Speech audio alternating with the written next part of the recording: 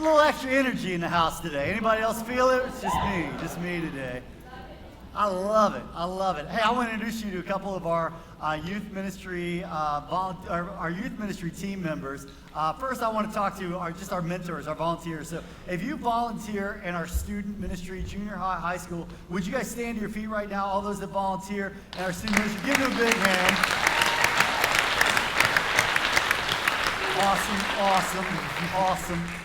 Awesome. We love you guys. We have several people that serve in our student ministry team.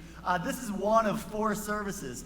We had, how many students did we take to camp, Robert? 116. We had 116 teenagers go to camp with us this summer. Yeah. And so today we're going to do something a little bit different. It's student ministry takeover, so you're going to hear some stories from some of our students. But I also want to make sure that you know who our student ministry team is as well. So to my right here, this is Robert White. He's our junior high pastor. Give Robert a big hand. Woo! And to my left, this is Austin Sanford. He's our high school pastor. Yeah. Here, I'm going to ask these 2 guys to stand up, too, if you guys would stand up. And we're willing to challenge anybody to a game of 3-on-3 basketball. So, anybody wants to play us, we are ready to go. I always say that's one of the requirements of, hiring somebody here at Crosspointe is I play one-on-one with them first, and then both these guys passed, okay? So they're part of the team. I grew up with an incredible student ministry, and one of the things that I feel blessed about is when I was growing up in church, I had a great youth group. I had incredible volunteer leaders. Man, I went to camp. I had an incredible high school pastor that poured into my life, and I really believe that, man, those pieces were pieces that shaped who I am today, who I am spiritually. And when I was 15 years old, I remember God working on my heart at a camp, and it was there that I actually surrendered to ministry. It was there that I felt like God was calling me, man, to be sold out for Him. And I had my peaks and I had my valleys, as all of us do. But through that experience, I was blessed. And so having a great student ministry is a very, very important piece of a church. One thing growing up, though, that I always heard that I want to change. Growing up, I always heard that our students and our youth ministry was the church of tomorrow. And I want to tell you that they are not the church of tomorrow. Our students, they are the church of today. They're the church of today. Jesus, He had 12 disciples that followed Him. And if you study their life, 10 of those disciples were murdered. They were martyred for their faith because they were followers of Jesus, because they were fully devoted. Many of them were put to death because of their faith, and they were asked, you either renounce Jesus or else we kill you. And they said, we will never renounce Jesus. And 10 of them, they died for their faith. One of them committed suicide, Judas. And one of those disciples died of old age. Now, I can tell you which one of those 12 that I want to be. I want to be the one that dies of old age, right? You know, I want to drink Geritol, like when I'm old, and that's kind of how I go. Playing dominoes in the nursing home. I'm going to spray myself with Lysol so I don't smell old when I get old. I want to grow old with my wife, Shannon. I want us to grow old together. And Shannon and I, we've already talked about it. We're going to be exchanging hits off each other's oxygen tanks. We're going to be together, you know, till God takes us. But I'd love to die in my old age. See, you have to examine this disciple's life, though. His name was John. John the Beloved. As you read through the New Testament, there's Matthew, Mark, Luke, and then there's John. And John is the one that followed Jesus. And there's one single act that separated him from everyone else. When it came to the cross, he was there.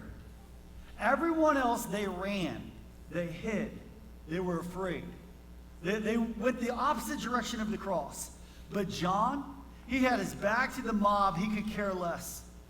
Now, 4 years before the cross, scholars believe that John was 15 years old when Jesus said, "Follow me, and I'll make you a fisher of men." John was a teenager.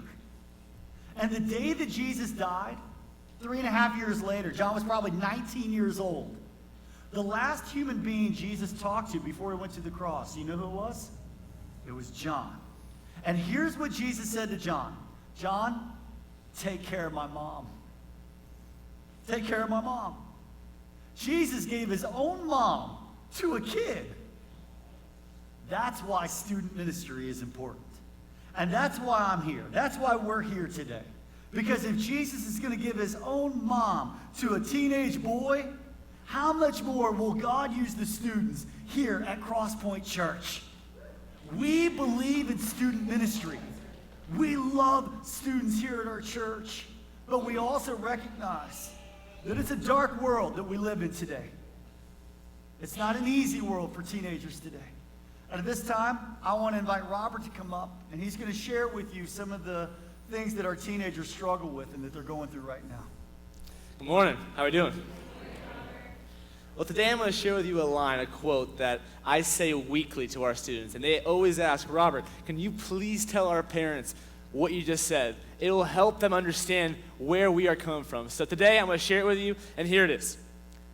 It is extremely difficult to be a junior high and high school student in today's world. It is extremely difficult to be a junior high and high school student in today's world. And to help back me up and to help give me some statistics here, here's what it says. Here's what the world says. Statistics say the next 30 minutes, 29 children across America will attempt to end their life. 57 will run away from home. 14 girls under the age of 16 will give birth to a child outside of marriage. 32 girls in the next 30 minutes will have abortions. We are told that 1.1 million teenagers are pregnant in America today. And 13 million describe themselves as sexually active. 85% of these students will lose their virginity before their 18th birthday. In the next 30 minutes, 685 teenagers will take narcotics, almost all of them regular drug users. There are 12 million teenage drug abusers today. 40% of our kids over the age of 15 are using marijuana on a regular basis. In the next 30 minutes, 188 kids will emerge with a serious drinking problem. The average age for a teenage alcoholic in America is age 13. And 3.3 million teenagers are alcoholics before they graduate high school. These are all numbers. These are all statistics. These are why we're here today. But I want to let you know that the scariest one of them all is by an evangelist, Ray Comfort. And he says this, that 80% of youth stop attending church after they graduate high school. 80% of students leave the church when they graduate. Today we know this, that students, they are impactful. When they catch fire, the world changes. People change. And we're here to tell you this, that you're just numbers. And our goal is to help these students realize that the world says this, but God says this. And we're trying to help them see that we want them to go God's way over the world's way.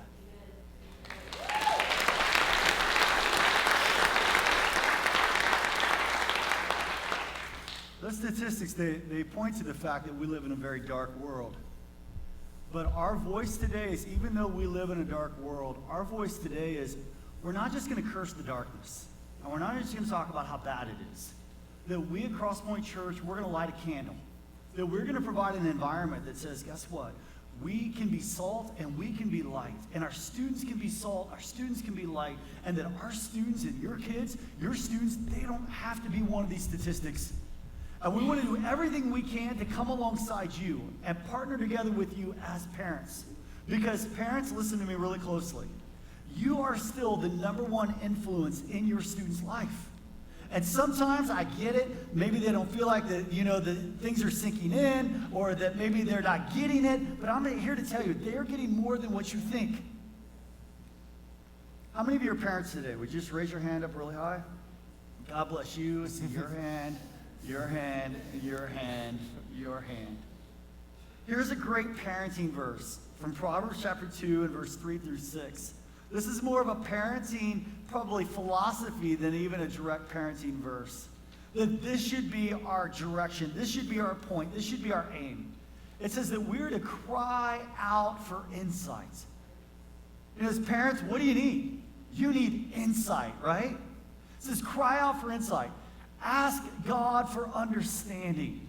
It says search for them as you would search for silver. Seek them like hidden treasures. Then you will understand what it means to fear the Lord.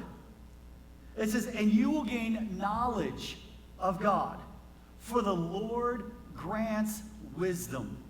I love the fact that when we lack wisdom, guess what? We can go to God, and that God will give us wisdom. It says, from God's mouth comes knowledge and comes understanding. In this verse, I want you to recognize that there are some pretty desperate terms. But that's what optimism is. Optimism says, I'm going to do whatever it takes. If I have to beg, if I have to search, if I have to hunt, dig, climb, whatever it takes, I will do the possible to raise a student, to mentor a student, and develop a student in a way that God would be pleased. I have a lot of experience as a youth worker. For 5 years, I was a youth pastor right outside of Oklahoma. I spent 3 years after that working at a Bible college, but I spent my summer, Shannon and I did, traveling at camps, and we would speak at 7 or 8 camps this summer. I've been around a lot of students. Can I just tell you, I've seen the difference a parent makes in the life of a student. It's incredible impact, and you cannot underestimate that. I want to give you a quote. It's one of my favorite quotes from a book called Honest to God by Bill Hybels. Here's what it says. It's on the screen. Christian parents who truly understand the goal of parenting, they become fully engaged in the challenge. They no longer just build businesses. They build character and value and vision into young lives. They no longer treat children as inconveniences to be handed off to anyone who will tend to them for $5 an hour. These parents, it's on the next screen, I think. These parents see the season of parenting as the ultimate spiritual challenge worthy of their best efforts, their most fervent prayers, and the largest investment of time. And they search. They search for ways to improve their skills. And they search through books and tapes. Now, this is a really old quote, okay? We don't even know what tapes are anymore. And seminars, and interacting with other parents. In short, they do anything they can to encourage authentic Christian growth in their children, even if it slows down their professional advancement and postpones the pursuit of personal dreams. They know that molding a runny-nosed little bandit into a God-honoring difference maker, it's the most stretching, demanding, and ultimately fulfilling challenge they can face. So they earnestly devote themselves to it. This time I want to ask Robert to come up and share a story of the impact of a parent. So real quick, I want to see those hands again. How many of you are parents, aunts, uncles, grandparents? You deal with students or teenagers at some point. Perfect, all of us. All right. So today I want to share a story. On the screen, I see a picture of my parents, and this is my mom and dad, and I want to just share how you as a parent, you as an adult, could actually impact your students' lives. I get this, that they don't talk that much, they might seem standoffish, they might seem like they have nothing to do with you. I'm sure that's how I was, even though I think I was pretty perfect sometimes. Sometimes. Not all the time. There was some times. I can tell you stories and later. humble. He's humble too. It's my bracelet. But today I want to share with you just 2 main tips, parents, to help you better communicate with your students. And the first one is this. The first point for you is to be an example. I know this from my parents on the screen. Growing up, I got disciplined. I got scolded. I was the only boy. I felt like I was on a tighter leash than my sisters. But at the same time, they definitely laid down the law. But what was so great about this, even though I hated getting in trouble, the thing was, whatever they preached to me, whatever they said to me, they lived out as well. And so I want to challenge you this morning as a parent to be an example. When you scold your child, when you approach them, to live out what you're preaching, to live out what you're saying. Be that example for them. And the next point I want to do is open communication with your students. Now, for me, I'm a big sports fan, so my parents, I hang out with them a lot, but most of our conversation with my dad and I is about sports, about the Lakers, about the Angels, even though we won't go there today with the Angels. But we had these open conversations all the time. It would be in the middle of dinner, just eating there, an example, just be talking about sports, and all of a sudden mom's like, have you had sex? I was like, wow, I mean, Lakers were doing good, but let's talk about sex, all right. And the fact is, though, she was bold. She just said it. She just blurted out, have you had sex? Have you been drinking? Have you been doing drugs? What have you been doing? And I was the guy at the school, I was the captain of the basketball team at a school of 3,800 kids. And she asked these questions. And today I can stand here and tell you the reason why I have not had sex, drugs, or alcohol in my life is because of my parents. The fact that they were bold enough to ask me the questions. You parents know, they might not tell you the truth all the time, your students, but when you put them on the spot, you can tell right away your child if they're telling the truth or not. I'm not a good liar, trust me. If I would have lied, they would have known. So I was like, might as well tell the truth. And the fact is, though, they had an open communication with me. They talked to me, they discussed with me, they talked about good times, bad times, and the best thing is this, that I know if I would have messed up, or when I did mess up, they were still there for me, to open me back with loving arms, forgiving me, and show me how to be a better example. So today I want to challenge you to have open communication and to be that example.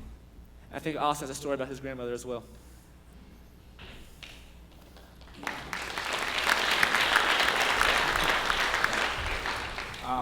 Up on the screen, we're going to put a picture of me and my grandmother.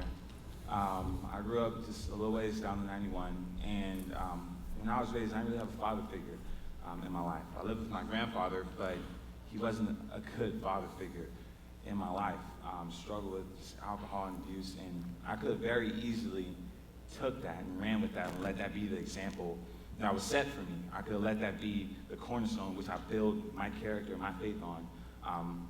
But I mean, honest God, praise Jesus that I have my grandmother in my life. And I remember something that she told me so vividly growing up. And I was in junior high, and she told me, Austin, make sure you read the Bible so you know if anyone's trying to lead you astray, so you know the truth for yourself. And it was from there that she slapped me. She laid down a big King James Version, and there wasn't a lot of Bible reading after that. So I felt like I was reading Shakespeare. But she quickly gave me an NLT version, a version I can understand. And I think the thing that she really did for me, for my faith, was be a role model. She not only mentored me, my mom, beautiful woman, I love my mom, but I can honestly say my grandmother was the cornerstone of faith in my family. She not only gave me materials to read, but she sat and she prayed with me. She talked to me. We had the whole VeggieTales package. We went to a Christian bookstore. Some of you guys remember that. We went to the Christian bookstore, and it was because of her consistently plugging in and consistently trying to root me in the Word, consistently trying to recruit me to hang out with her, to watch TBN. Anybody know TBN? Exactly. Only a handful of people know TBN. That's the generation I was raised in. And I can honestly say, because of that, she made me want what she had. And I often listened to her, and I took her words seriously. And even when I drifted off from the truth in high school and college, I can never say that it was never implanted in me. And I can honestly say that when I was younger, the thing that I remember the most is catching her at night, downstairs, praying when everyone else was supposed to be asleep, worshiping by herself with no music. And I can say that because of the example that she set in my life, I was able to take that, and I always remembered it. And sometimes I didn't act on it. Sometimes I should have acted on it. Sometimes I could say, I know better. But because I was rooted in me, because she spent so much time loving me, everything that she did for me, or every time she disciplined me, it was out of a perspective of love. That kept me close to Christ, even when I wanted to run as far as I possibly could. And I thank God for her. She was the first Christian in my family, in my immediate and my whole family. And because of that, my mom, and I stand here as the new high school pastor and staff before you today. And I honestly believe that even if your student should come to CSM, your student should come and be in an environment where the students are also trying to grow and learn and love God. But we believe here, and it's one of our core values here, mentorship, plugging in, being close, having an impact on closely. Mentorship is important, and that's how you really build disciples. And I believe Brian is going to tell you more about that core value right now. Awesome. Thanks,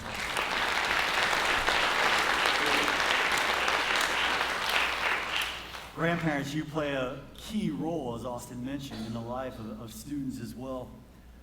We have 8 values at our church, and one of the values that we want to talk about today is mentoring. And we like to say it like this. We're going to put it on the screen, and I want to ask you just to say it with me out loud together. You ready? Here we go. We are responsible to learn and return the information God has given us for transformational purposes. I believe that as a parent, you play a critical role in the life of a student becoming a follower of Jesus Christ. I believe as a grandparent, you play a critical role. But I also believe that there's a third piece as well, and that's a mentor. And here at our church, we're passionate about people mentoring other people. And it's basically this. It's you taking your cup and you pouring your cup into someone else's cup. Now, you can't fill someone else's cup up, but what you can do is you can empty your own. And that's what we were passionate about, is making sure that your students have other mentors in their life that are going to speak into their life. And we have this question for all of our values. We have a question to kind of test them. And the question is this: who are you investing in, and who's investing in you? Because I believe every single one of us, we all need a Paul in our life. There was a guy named Timothy, and he had a mentor in the Bible. His name was Paul. Paul wrote over half the books in the New Testament. And Paul said this: follow me as I follow Christ. That's not an arrogant statement. That's saying we all need somebody to look up to. We all need a mentor in our life. So my question is, do you have a Paul in your life? Do you have somebody that is mentoring you? And the second piece of this is, who are you pouring yourself into? Who are you mentoring? We all need a Paul, but we also all need a Timothy as well. Because you all have something that you can be able to contribute to somebody else. And so we're always looking for mentors. We're looking for people that are going to learn and return. There was an article that came out a couple of years ago from Newsweek. It was called The Miracle Resiliency. And basically what the article said was that whenever we survey healthy students, from Cambodia refugee camps to housing projects in Chicago to upper middle class families, they found that the essential in all these healthy, resilient kids was that they had another person in their life in addition to their parents that was plugging away and loving on them. Why is that so important? Because in the passage of life, students are going to begin to look outside the home instead of inside the home. And it's my prayer that you've got some people around your students outside the home that share the same values that you have. That you have people outside the home that have their best interest at heart, that are going to love on them. And that's what CSM is all about. You say, what is CSM? It's Crosspointe Student Ministries. Because whenever a student turns 12, 13 years old, something happens. And they're no longer daddy's little girl or mama's little boy. And parents are no longer the greatest superheroes. The next thing you know, parents are the dorks of the universe. And students don't want to spend time with them anymore. And that's why you need a student ministry. That's why you need a youth ministry. And that's why you need other people that will be mentors in their life, because you need somebody else that shares your same values speaking in to your students. Because there comes a time when a student, they stop listening to you, and they need someone else in their life that's going to speak into their life. This time I want to ask Austin to come up and introduce one of our students. Right now, I want to introduce one of the goofiest, most hyper, weirdest students that we have. What an introduction. I'm really building her up right now. I want to bring Jenna up to the stage.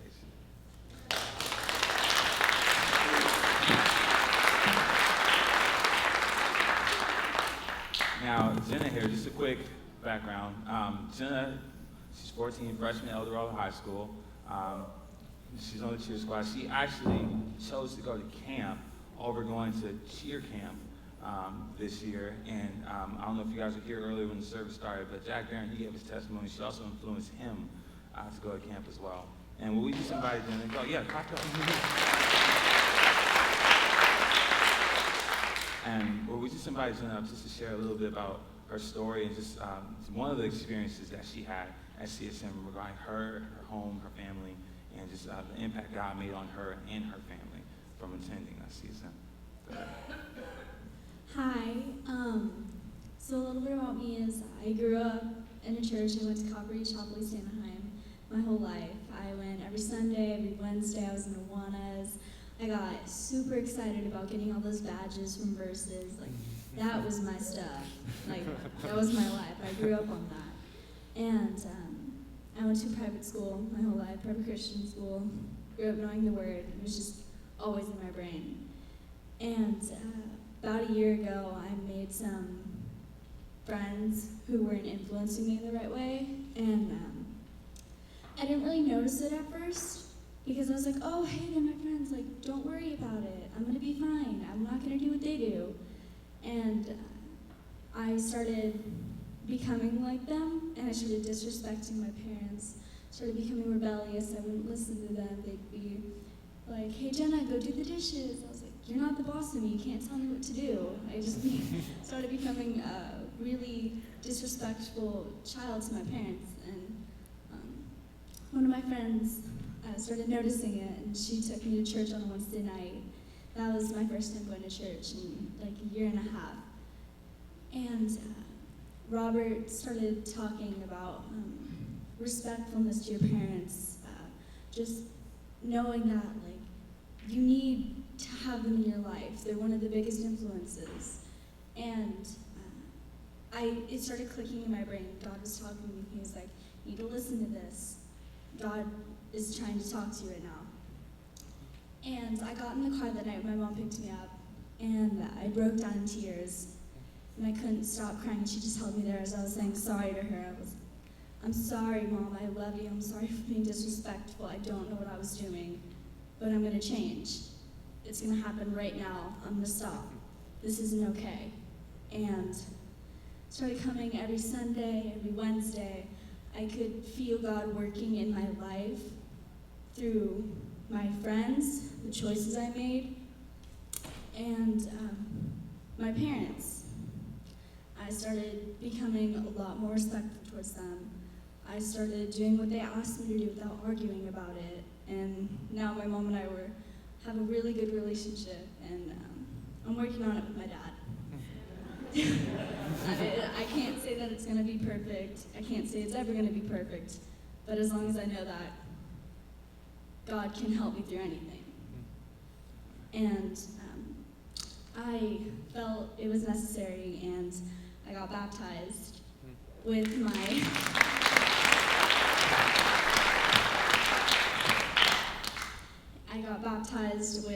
my best friend, her sister, and my other really, that's our picture, and my other really good friend, Bella. And it was one of the best moments of my life, getting to change who I was into a better person for God with the best people in my life. And my parents were there, my best friend's mom was there, and I could feel that it was going to be the start of something new and something was going to be good. And basically I've started making new friends, and I've learned that not all your friends are going to be there for you or influence you in the right way, but God is always going to be there with open arms, waiting for you to come home. Your parents are always going to be there for you, and they're always going to love you. So why would you disrespect them? Because you don't even understand how you're treating other people. Your parents are one of the biggest influences of your life. And your friends are kind of just there. So I wasn't understanding what I was doing with my life. And then God just took a hold of it.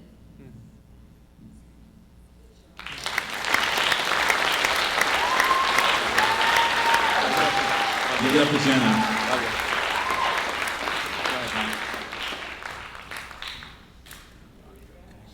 Our mom and dad were actually at our first service. I got to kind of see her mom, like just tears like going down her face.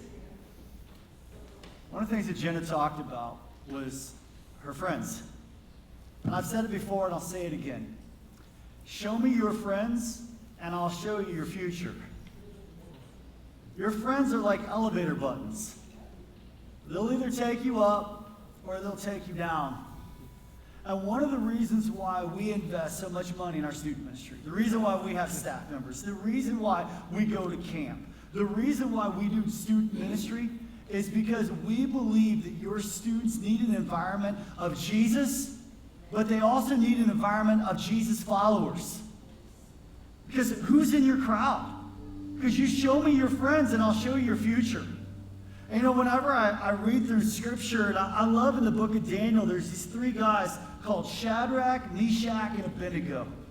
And they had to thrive in Babylon because the world around them was a very dark world. I believe it's very similar to where we live at today.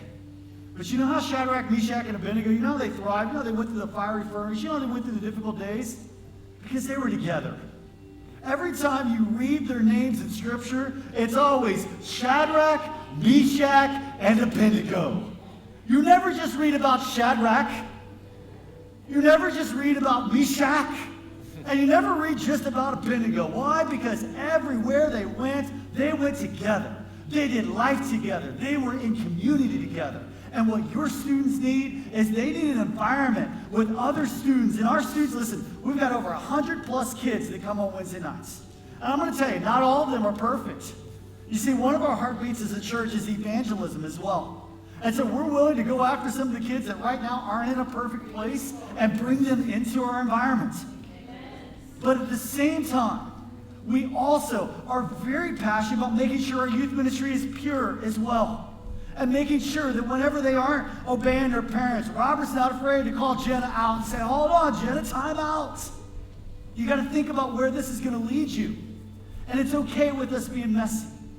But I'm also here to tell you, we have a lot of students that are sold out in their faith, that are going back to their football team. Where's my man that went back to his football team and said, hey, let me tell you about Jesus, because you got to know about Jesus. That goes back to her cheer squads, and let me tell you about Jesus. That goes back into their school, that goes back into their family and says, Mom, I'm sorry for the way that I treated you. Would you please forgive me? And owns up and takes responsibility. We need a student ministry. We have a student ministry that loves Jesus and is passionate about Christ. Some of you parents are here and you may be dying in a pile right now.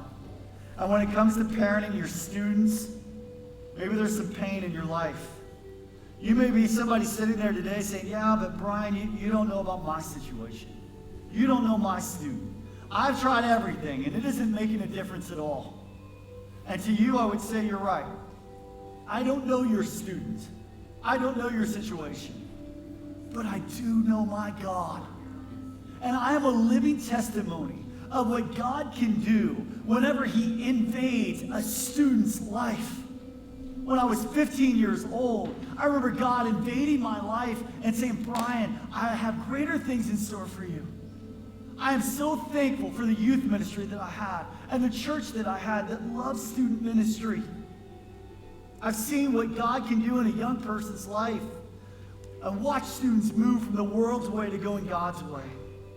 When God all of a sudden takes parents who've been totally self-absorbed and he opens up their mind and he opens up their eyes to the role that they have. And whenever they begin to believe, parents, I can do all things through Christ who gives me strength. So parents, let me ask you a question. What about your passion for Jesus? See, more is caught than taught.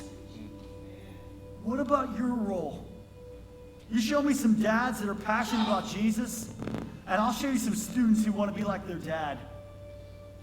Spurgeon, one of the greatest preachers in England over 100 years ago, he had this interesting quote about passion, and he said this, people love passion. He said, do you want to draw a crowd?